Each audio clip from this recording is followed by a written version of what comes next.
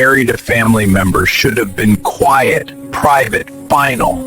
Instead, it became the moment everything changed. Dirt even settled. A woman with HOA authority decided that grief was an opportunity. She questioned my right to stand there, challenged what I had inherited, and treated a funeral like a legal battlefield. Was that land remembers power. Documents remember truth, and arrogance always overreaches. That single moment of entitlement set off a chain reaction no one in that community saw coming. And by the time it ended, nothing was left the way it was before. Before any conflict existed, life around the property moved at a quiet, predictable pace. The land had always been there, stretching far beyond what most people imagined when they heard the word acreage. It wasn't flashy or manicured for show. It was working land, old land, shaped by time, weather, and generations of decisions that valued space over spectacle. For years, it existed just outside the daily awareness of the nearby community, noticed but not questioned. The inheritance didn't arrive with celebration or ceremony. It came wrapped in loss, responsibility, and a sudden shift in identity. One day, life was ordinary and forward-looking. The next, it carried the weight of history and paperwork, property lines and obligations. Owning that much land wasn't about wealth in the way people assume. It exists in relationship with everyone around it. It was about stewardship, taxes, maintenance, and understanding that nothing that large ever truly belongs to just one person. The surrounding neighborhood, however, operated on a very different scale. Tightly spaced homes, identical fencing, uniform landscaping, and a homeowners association that took pride in consistency. Rules were enforced not because they protected value, but because enforcement itself had become the culture. Meant order. Order meant control. And control meant relevance. At first, the connection between the property and the HOA felt distant, almost theoretical. The land sat near the edge of their mapped authority, close enough to be visible, far enough to feel untouchable. Most residents viewed it as a backdrop, something static and unchanging. Large spaces invite scrutiny. They create questions, and questions in the wrong hands. Large space invites scrutiny. They create questions, and questions in the wrong hands become leverage. Daily life continued without friction in the beginning. Paperwork moved slowly. Surveyors confirmed boundaries. Legal filings progressed quietly. There are no disputes, no warnings, no official notices. Just the low hum of administrative tasks happening in the background while grief settled and routine attempted to reassert itself. But tension doesn't always announce itself loudly. Sometimes it arrives through glances, through emails that feel unnecessary, through sudden interest where none existed before. The HOA began referencing the property in meetings. Not formally, not aggressively, but persistently. Mentions of compliance, mentions of documentation, mentions of authority that hadn't previously mattered. What made it unsettling wasn't what was said, but how eager it all felt. As though someone had been waiting for an opening. As though the inheritance itself had triggered something unspoken. The land hadn't changed, but perception of it had. They expose assumptions. They invite challenges from those who believe rules only matter when they can be enforced against. The community itself remained outwardly calm. Lawns were trimmed. Trash cans appeared and disappeared on schedule. Meetings were held. Notices were posted. Nothing looked wrong. But beneath that surface, attention was sharpening, focusing inward on a situation that had not yet declared itself a problem. Apply ultra-realistic human motion animation to the persons in the uploaded image only. The person should naturally move from one position to another using real-life body mechanics, such as walking, turning, stepping forward, stepping sideways, or gentle hand gestures. Motion must look physically possible and cinematic, like a real Instagram reel recorded on a phone or camera. Support both normal speed and subtle slow motion, with smooth transitions and fluid movement. Hands, head, shoulders, and legs must move naturally with correct balance and weight shift. No teleporting, no sliding, no floating, no unnatural bending, no clipping through objects. The entire environment must remain 100% static. Walls, tables, chairs, background objects, shadows, and camera perspective must not move or distort in any way. The person must never pass through furniture or merge into objects. Preserve original lighting, shadows, skin texture, clothing fabric, facial identity, proportions, and image realism. Camera must stay locked and stable. Final result should look like a believable real-life reel, not AI-generated or physically impossible. What followed the funeral wasn't immediate confrontation. It was quieter than that, and far more unsettling. The first signs arrived in the form of paperwork, letters that fell out of place, notices that referenced authority without clearly defining it. They were written in confident language, full of procedural certainty, yet vague enough to invite compliance rather than demand it. Each one carried the same underlying message. Attention had shifted, and it was no longer passive. The HOA's interest in the land intensified quickly. What had once been treated as a distant boundary suddenly became a subject of discussion, review, and concern. The acreage was now framed as an anomaly, a risk, a responsibility that required oversight. There were references to environmental impact, maintenance expectations, access paths, and shared infrastructure. None of it was framed as optional. None of it acknowledged that the land predated the neighborhood itself. Inspections were requested, then scheduled, then rescheduled without consent. Drones appeared briefly overhead, dismissed later as unrelated surveying. Complaints surfaced about fencing that had stood unchanged for decades. Paths used by wildlife were suddenly labeled as potential hazards. Each issue, taken alone, seemed minor. Together, they formed a pattern that was impossible to ignore. Fines followed, small at first. Administrative fees for non-compliance with standards that had never been applied to the property before.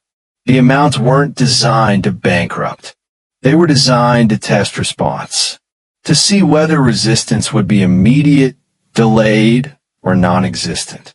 Silence, it turned out, was interpreted as permission. Documents were requested repeatedly, even after being provided.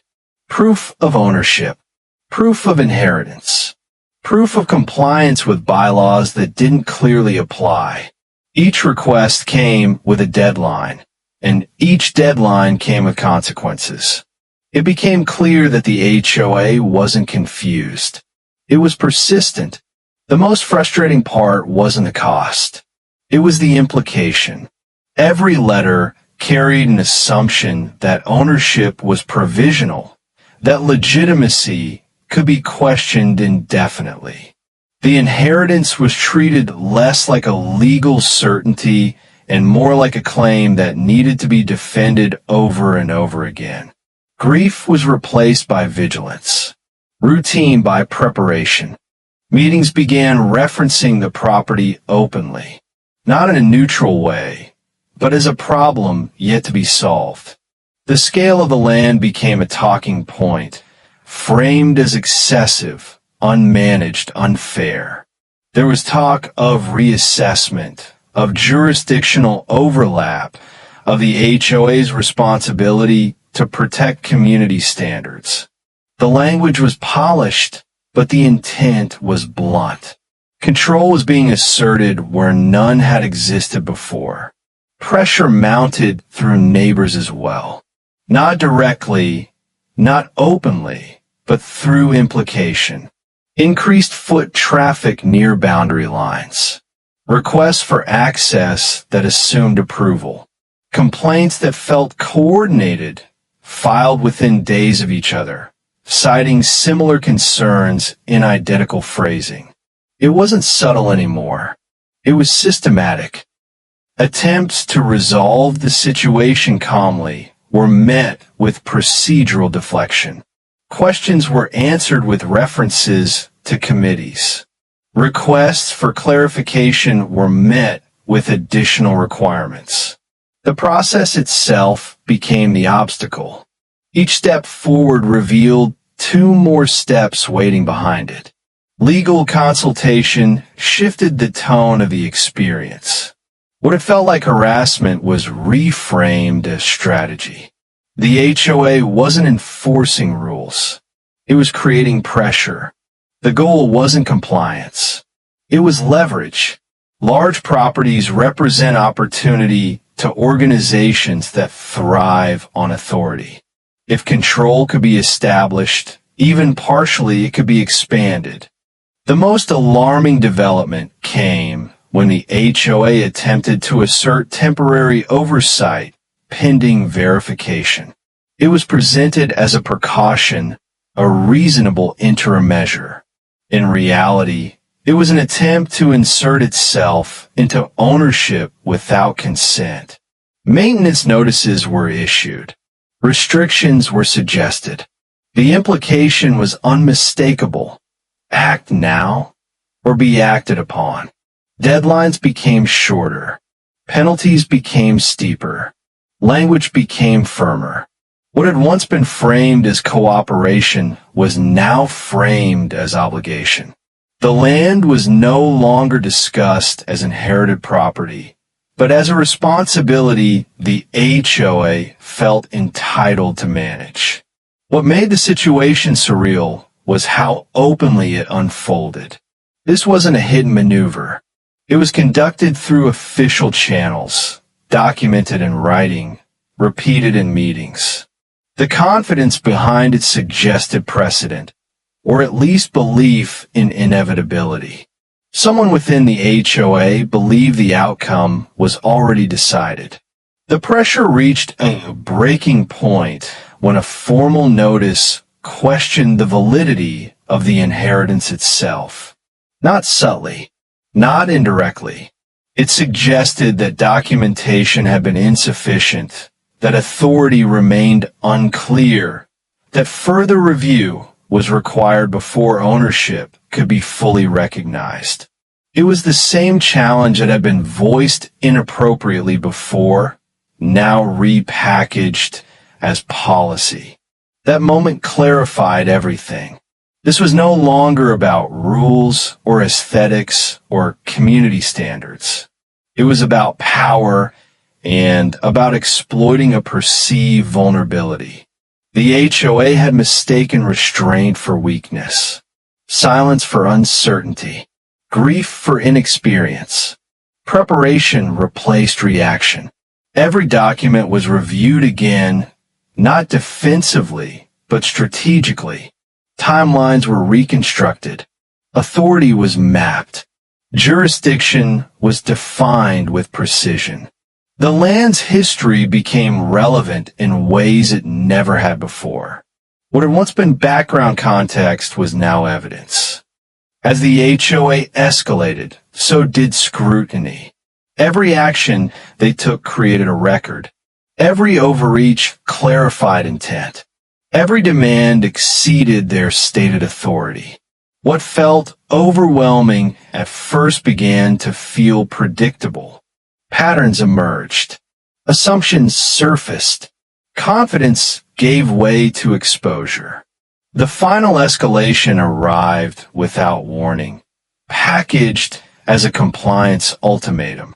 It carried deadlines that couldn't reasonably be met, penalties that assumed refusal, and language that framed enforcement as inevitable. It was designed to force submission or provoke a mistake. Instead, it triggered something else entirely. The situation had moved beyond neighborhood politics, beyond petty authority, beyond fines and notices. The HOA had crossed from nuisance into liability.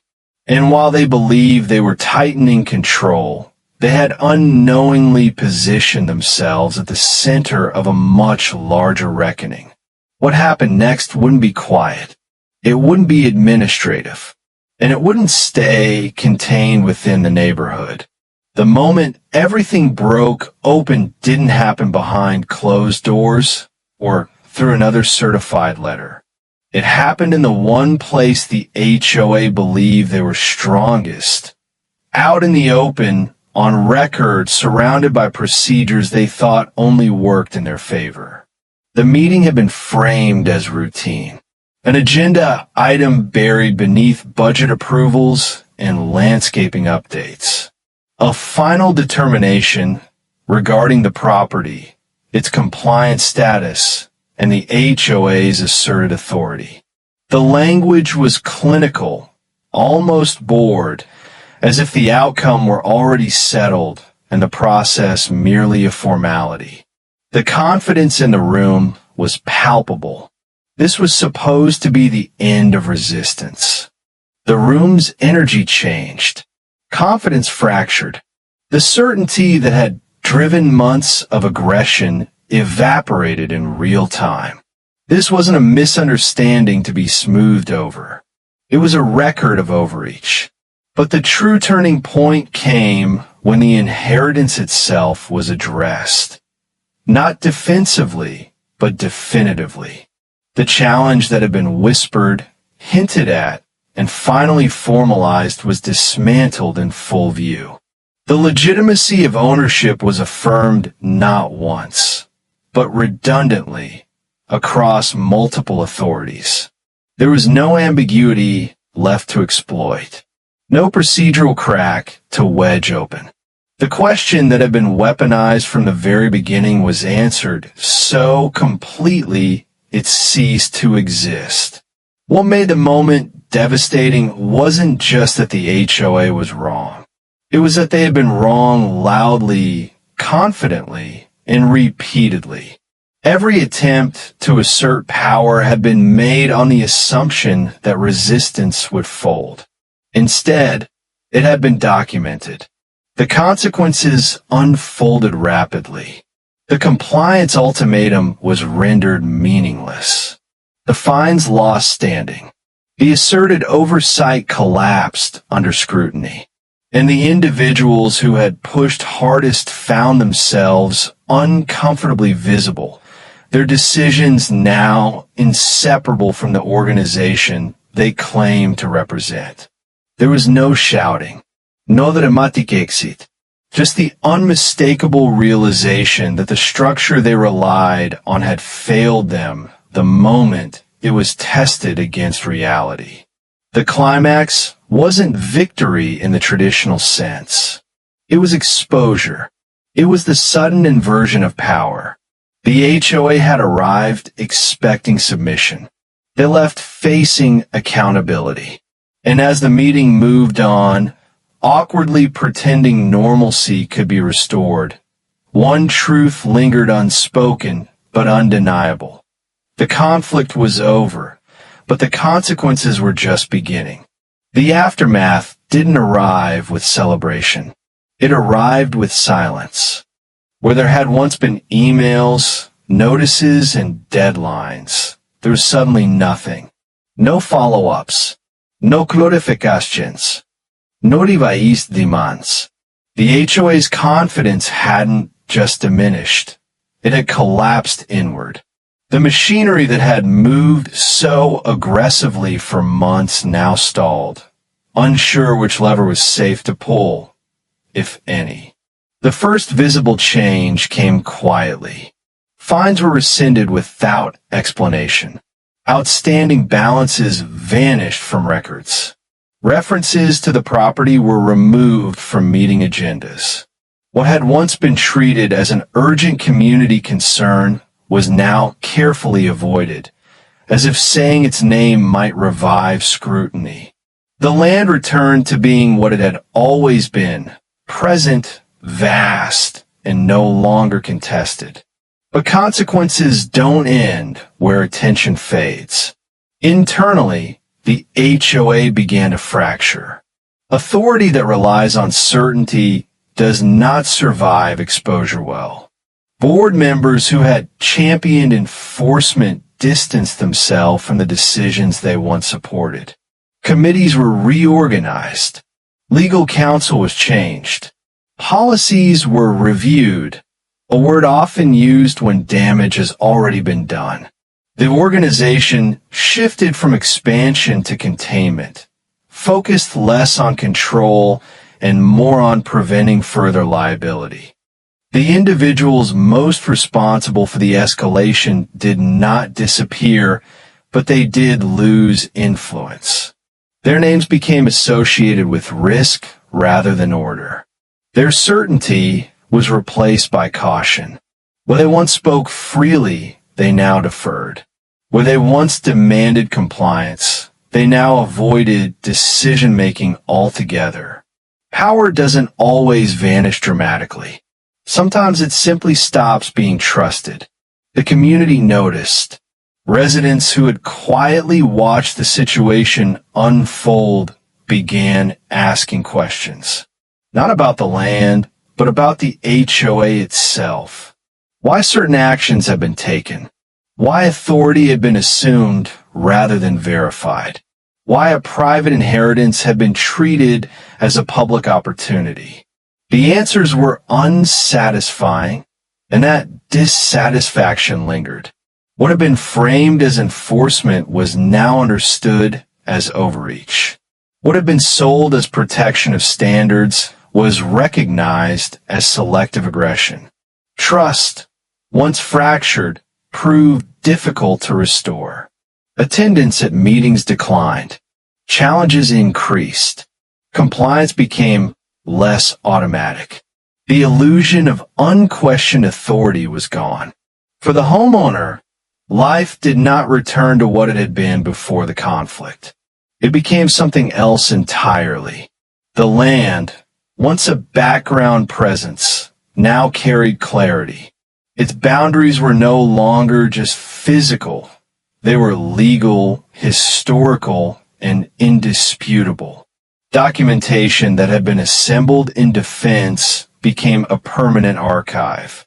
Not out of paranoia, but out of understanding. Ownership, especially of something large, invites attention. Attention demands preparedness. Grief, too, changed shape. The inheritance was no longer defined solely by loss. It became tied to resilience, to responsibility fulfilled under pressure. What had been questioned publicly was now affirmed beyond doubt.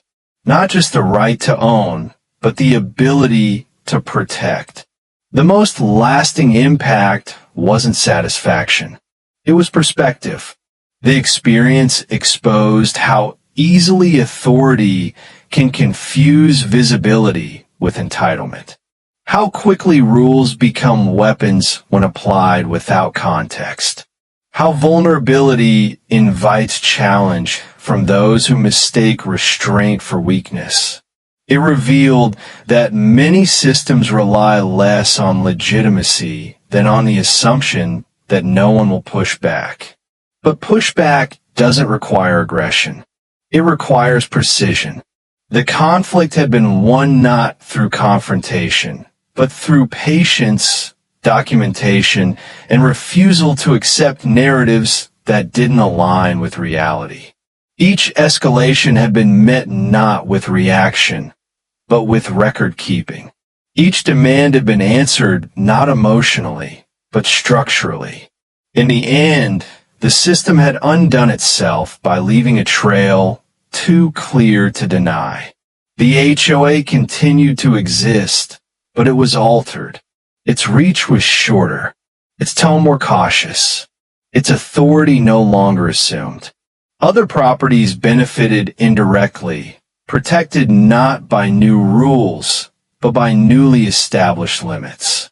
Overreach, once revealed, becomes harder to repeat, and the land remained, unchanged by meetings or memos, unimpressed by authority that came late to a place that had existed long before it. It stood as quiet proof that not everything is subject to management, and not every space can be reduced to compliance. The resolution was not dramatic, but it was complete. The challenge ended where it began, with a question that had been asked without standing and answered with finality. Ownership was never the issue. Control was. And control, once tested, had failed. Looking back, the conflict revealed something uncomfortable but necessary.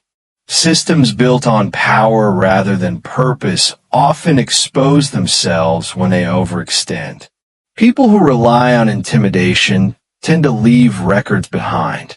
And those who assume silence means surrender rarely prepare for resistance grounded in fact.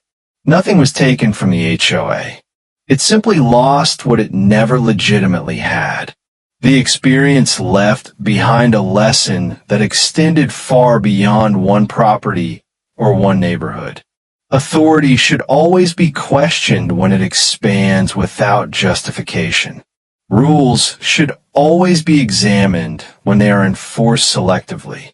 And power, when it senses vulnerability, often reveals its true nature. In the end, the land didn't need defending. It needed understanding.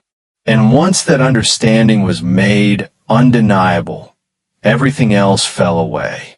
So the question lingers, not just for that community, but for any governed by similar structures.